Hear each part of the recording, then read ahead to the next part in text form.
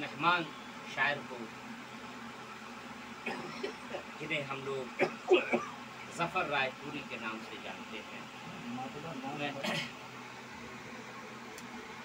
मेरी उनसे शनाशाई न होने की वजह से मैं जिस तरीके से उन्हें ज़हमते सुखम देना चाहिए था मैं नहीं दे पा रहा हूँ।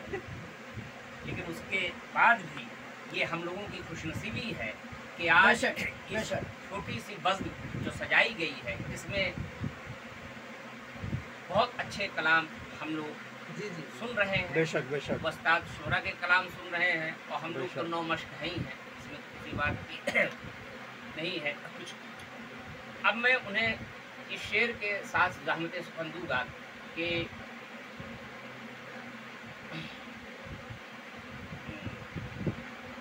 दिल को अपने इस तरह पत्थर बनाना चाहिए, दिल को अपने इस तरह पत्थर बनाना दिल को चाहिए, अपने इस तरह पत्थर बनाना चाहिए, दर्द जब हद से बढ़े तो मुस्कुराना चाहिए। वाह वाह वाह वाह। दिल को अपने इस तरह पत्थर बनाना चाहिए, दर्द जब हद से बढ़े तो मुस्कुराना चाहिए।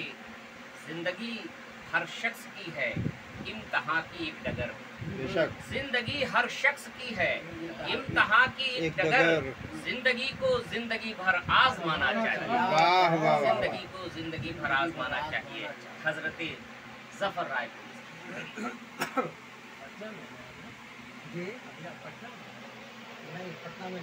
पटना में ज़फ़र से देते ही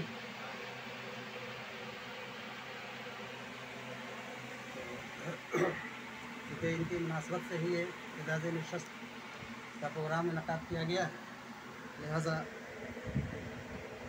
वो शेर तो बहुत बामुरव्वत हैं।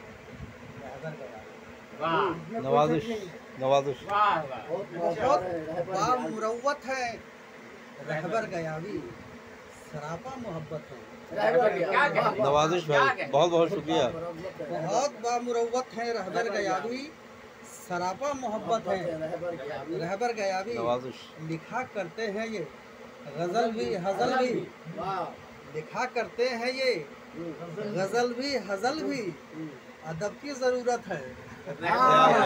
बहुत बहुत शुक्रिया, बहुत शुक्रिया, बहुत बहुत शुक्रिया। उसके बाद वो जो मुस्कान खान जो